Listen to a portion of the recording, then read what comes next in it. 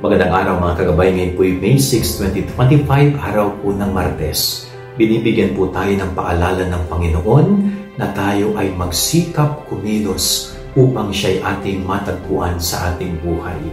Tanging ang taong nag-e-effort na hanapin ng Diyos ang siyang makasusumpong sa Diyos.